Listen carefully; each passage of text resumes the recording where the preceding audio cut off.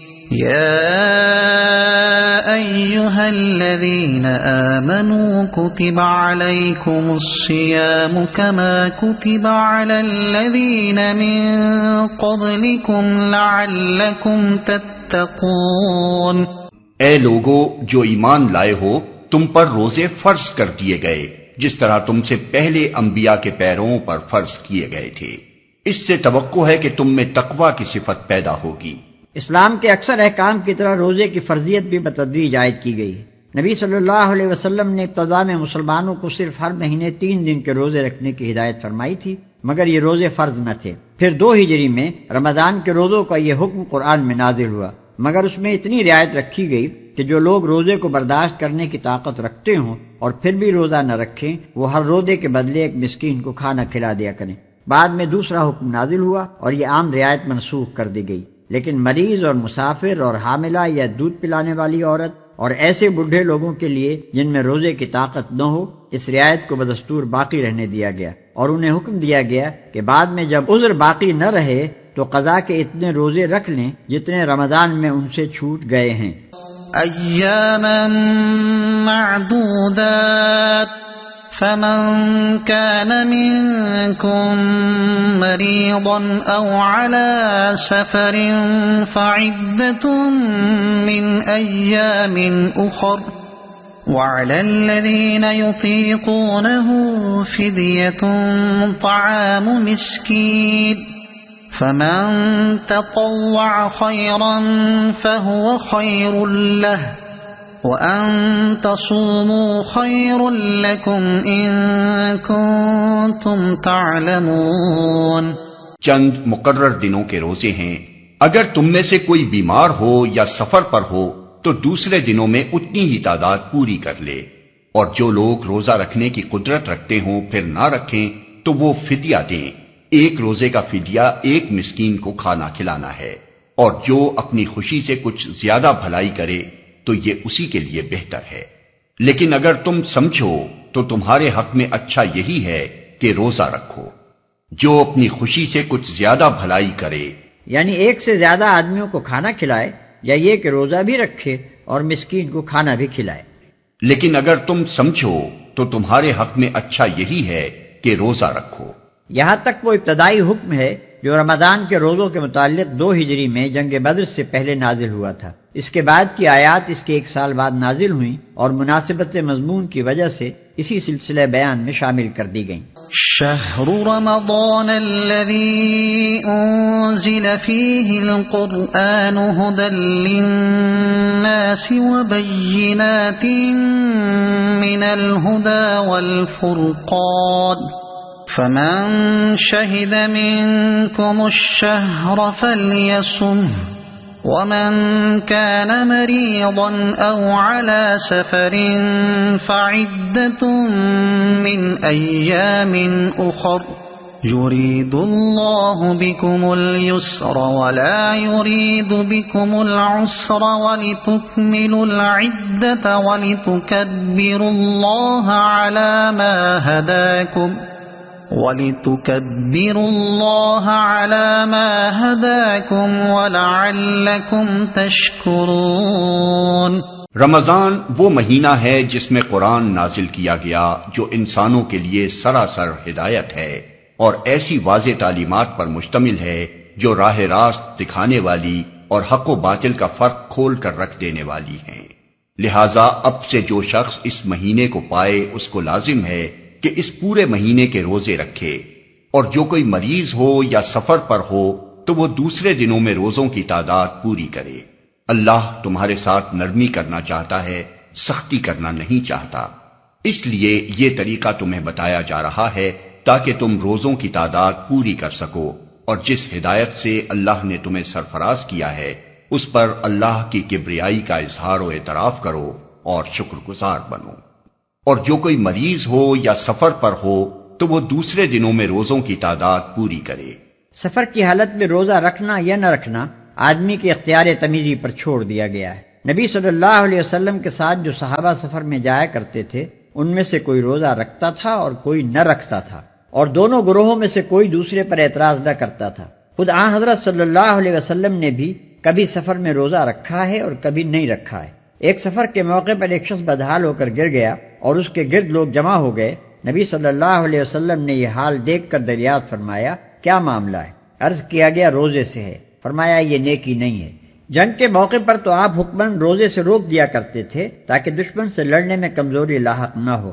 حضرت عمر کی روایت ہے کہ ہم نبی صلی اللہ علیہ وسلم کے ساتھ 2 مرتبہ رمضان میں جنگ پر گئے، پہلی مرتبہ جنگ بدر میں اور آخری مرتبہ فتح مکہ کے موقع پر، اور دونوں مرتبہ ہم نے روزے چھوڑ دیے۔ ابن عمر کا بیان ہے کہ فتح مکہ کے موقع پر حضور صلی اللہ علیہ وسلم نے فرما دیا تھا کہ دشمن سے مقابلہ درپیش ہے، روزے چھوڑ دو تاکہ تمہیں لڑنے کی قوت حاصل ہو۔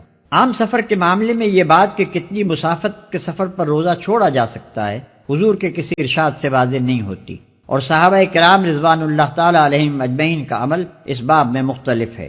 صحیح یہ ہے کہ جس مسافت پر عرف عام میں سفر کا اطلاق ہوتا ہے اور جس میں مسافرانہ حالت انسان پر طاری ہوتی ہے، وہ افطار کے لیے کافی ہے۔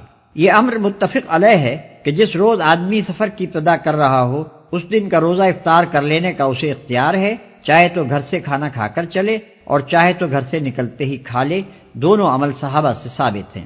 یہ امر کہ اگر کسی شہر پر دشمن کا حملہ ہو تو کیا لوگ مقیم ہونے کے باوجود جہاد کی خاطر روزہ چھوڑ سکتے ہیں؟ علماء کے درمیان مختلف فی ہے۔ بعض علماء اس کی اجازت نہیں دیتے، مگر علامہ ابن تیمیہ نے نہایت قوی دلائل کے ساتھ فتویٰ دیا تھا کہ ایسا کرنا بالکل جائز ہے۔ اس پر اللہ کی کبریائی کا اظہار و اعتراف کرو اور شکر گزار بنو۔ یعنی اللہ نے صرف رمضان ہی کے دنوں کو روزوں کے لیے مخصوص نہیں کر دیا ہے، بلکہ جو لوگ رمضان میں کسی عذر شرعی کی بنا پر روزے نہ رکھ سکیں ان کے لیے دوسرے دنوں میں اس کی قضا کر لینے کا راستہ بھی کھول دیا ہے، تاکہ قرآن کی جو نعمت اس نے تم کو دی ہے اس کا شکر ادا کرنے کے قیمتی موقع سے تم محروم نہ رہ جاؤ۔ یہاں یہ بات بھی سمجھ لینی چاہیے کہ رمضان کے روزوں کو صرف عبادت اور صرف تقویٰ کی تربیت ہی نہیں قرار دیا گیا ہے، بلکہ انہیں مزید برآں اس عظیم الشان نعمت ہدایت پر اللہ تعالیٰ کا شکریہ بھی ٹھہرایا گیا ہے جو قرآن کی شکل میں اس نے ہمیں عطا فرمائی ہے۔ حقیقت یہ ہے کہ ایک دانش مند انسان کے لیے کسی نعمت کی شکر گزاری اور کسی احسان کے اعتراف کی بہترین صورت اگر ہو سکتی ہے تو وہ صرف یہی ہے کہ وہ اپنے آپ کو اس مقصد کی تکمیل کے لیے زیادہ سے زیادہ تیار کرے جس کے لیے عطا کرنے والے نے وہ نعمت عطا کی ہو۔ قرآن ہم کو اس لیے عطا فرمایا گیا ہے کہ ہم اللہ تعالیٰ کی رضا کا راستہ جان کر خود اس پر چلیں اور دنیا کو اس پر چلائیں۔ اس مقصد کے لیے ہم کو تیار کرنے کا بہترین ذریعہ روزہ ہے، لہذا نزول قرآن کے مہینے میں ہماری روزہ داری صرف عبادت ہی نہیں ہے اور صرف اخلاقی تربیت بھی نہیں ہے، بلکہ اس کے ساتھ خود اس نعمت قرآن کی بھی صحیح اور موضوع شکر گزاری ہے۔ وَإِذَا سَأَلَكَ عِبَادِي عَنِّي فَإِنِّي قَرِيبٌ أُجِيبُ دَعْوَةَ الدَّاعِ إِذَا دَعَانِ فَلْيَسْتَجِيبُوا لِي وَلْيُؤْمِنُوا بِي لَعَلَّهُمْ يَرْشُدُونَ۔ اور اے نبی، میرے بندے اگر تم سے میرے متعلق پوچھیں تو انہیں بتا دو کہ میں ان سے قریب ہی ہوں۔ پکارنے والا جب مجھے پکارتا ہے میں اس کی پکار سنتا اور جواب دیتا ہوں، لہٰذا انہیں چاہیے کہ میری دعوت پر لبیک کہیں اور مجھ پر ایمان لائیں۔ یہ بات تم انہیں سنا دو شاید کہ وہ راہ راست پا لیں، لہٰذا انہیں چاہیے کہ میری دعوت پر لبیک کہیں اور مجھ پر ایمان لائیں۔ یعنی اگرچہ تم مجھے دیکھ نہیں سکتے اور نہ اپنے حواس سے مجھ کو محسوس کر سکتے ہو، لیکن یہ خیال نہ کرو کہ میں تم سے دور ہوں، نہیں، میں اپنے ہر بندے سے اتنا قریب ہوں کہ جب وہ چاہے مجھ سے عرض معروض کر سکتا ہے، حتیٰ کہ دل ہی دل میں وہ جو کچھ مجھ سے گزارش کرتا ہے میں اسے بھی سن لیتا ہوں، اور صرف سنتا ہی نہیں فیصلہ بھی صادر کرتا ہوں۔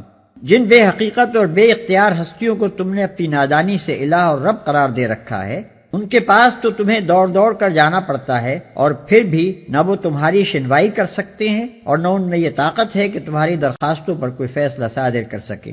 مگر میں کائنات بے پایاں کا فرما روائے مطلق، تمام اختیارات اور تمام طاقتوں کا مالک تم سے اتنا قریب ہوں کہ تم خود بغیر کسی واسطے اور وسیلے اور سفارش کے براہ راست ہر وقت اور ہر جگہ مجھ تک اپنی عرضیاں پہنچا سکتے ہو۔ لہذا تم اپنی اس نادانی کو چھوڑ دو کہ ایک ایک بے اختیار بناوٹی خدا کے در پر مارے مارے پھرتے ہو۔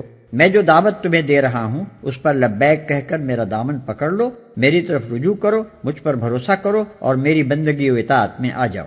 یہ بات تم انہیں سنا دو شاید کہ وہ راہ راست پا لیں۔ یعنی تمہارے ذریعے سے یہ حقیقت حال معلوم کر کے ان کی آنکھیں کھل جائیں اور وہ اس صحیح رویے کی طرف آ جائیں جس میں ان کی اپنی ہی بھلائی ہے۔ أحل لكم ليلة الصيام الرفث إلى نسائكم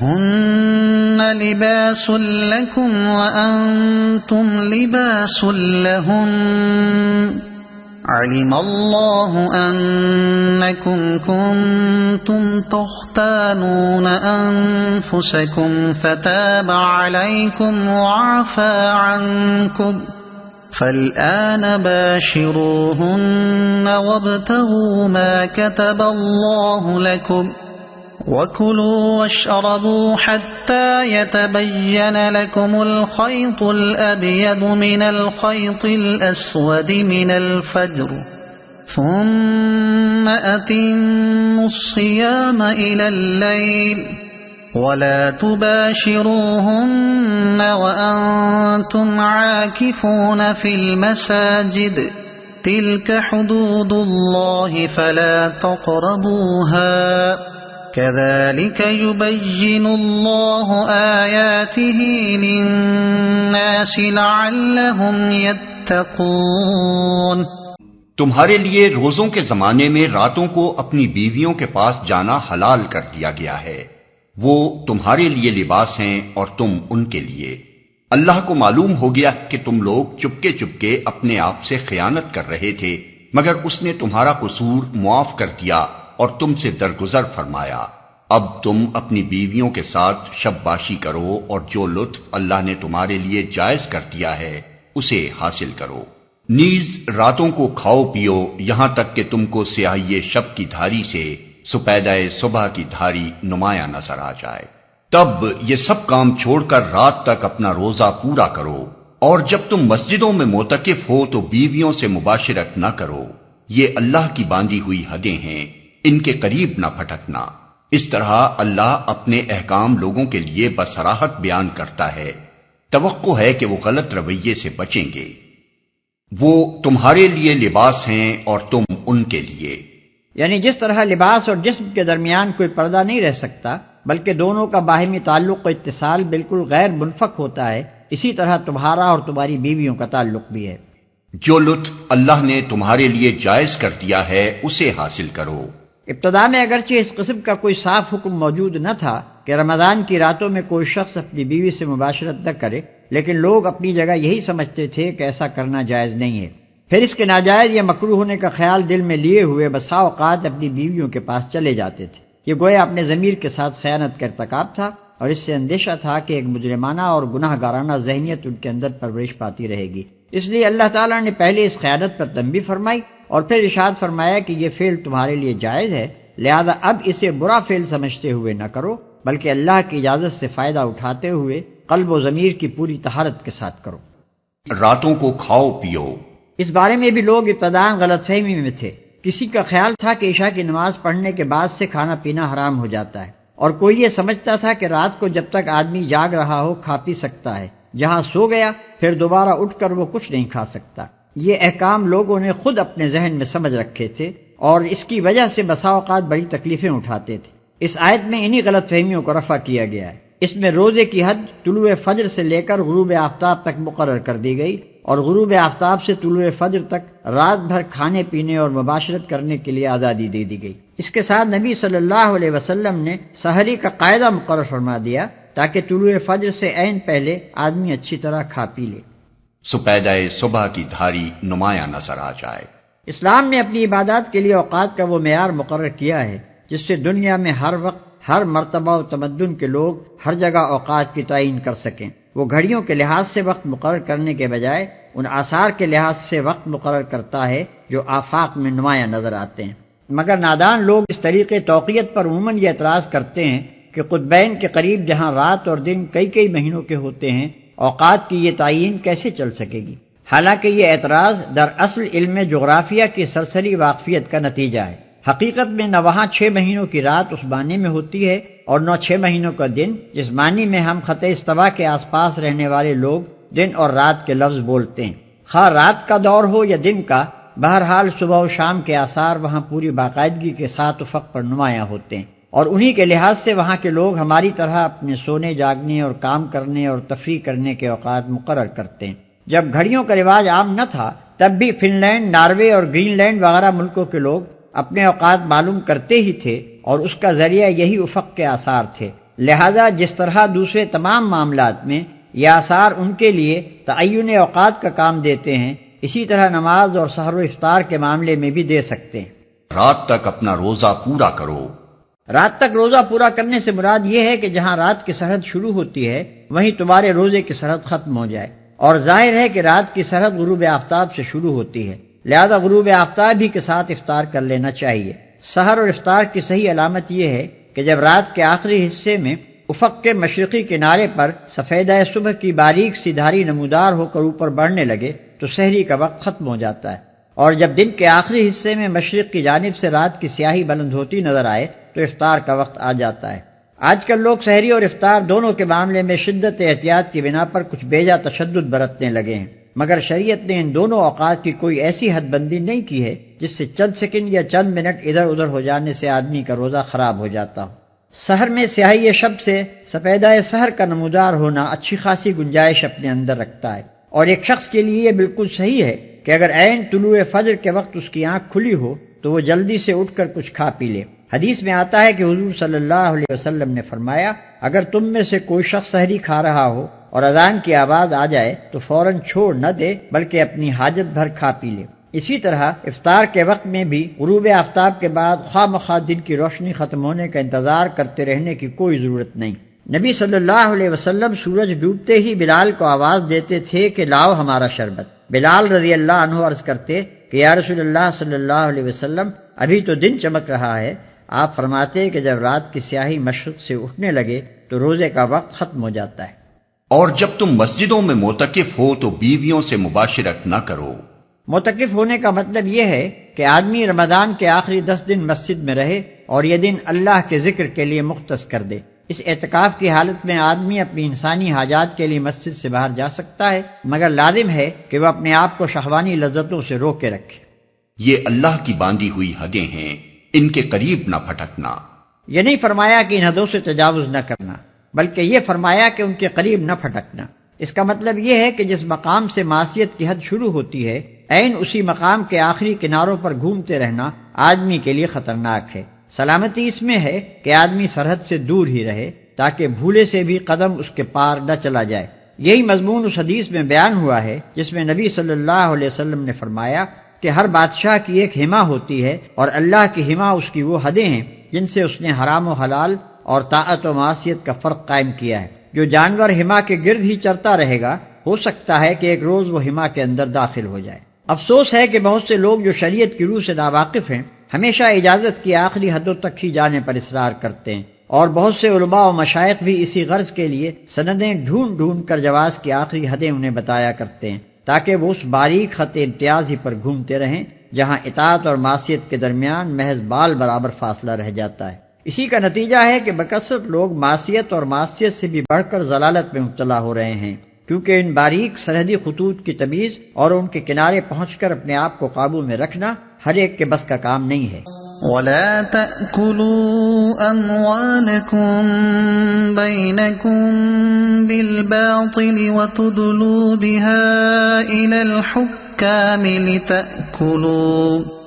لِتَأْكُلُوا فَرِيقًا مِّنْ أَمْوَالِ النَّاسِ بِالْإِثْمِ وَأَنْتُمْ تَعْلَمُونَ۔ اور تم لوگ نہ تو آپس میں ایک دوسرے کے مال ناروا طریقے سے کھاؤ اور نہ حاکموں کے آگے ان کو اس غرض کے لیے پیش کرو کہ تمہیں دوسرے کے مال کا کوئی حصہ قصداً ظالمانہ طریقے سے کھانے کا موقع مل جائے۔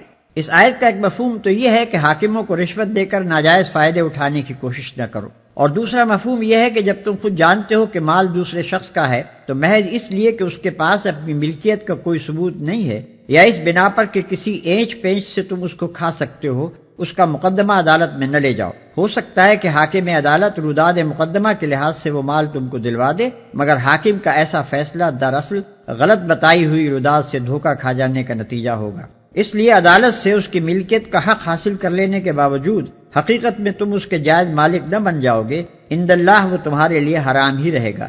یعنی میں بہرحال ایک انسان ہی تو ہوں، ہو سکتا ہے کہ تم ایک مقدمہ میرے پاس لاؤ اور تم میں سے ایک فریق دوسرے کی بنسبت زیادہ چرب زبان ہو اور اس کے دلائل سن کر میں اس کے حق میں فیصلہ کر دوں، مگر یہ سمجھ لو کہ اگر اس طرح اپنے کسی بھائی کے حق میں سے کوئی چیز تم نے میرے فیصلے کے ذریعے سے حاصل کی تو دراصل تم دوزخ کا ایک ٹکڑا حاصل کرو گے۔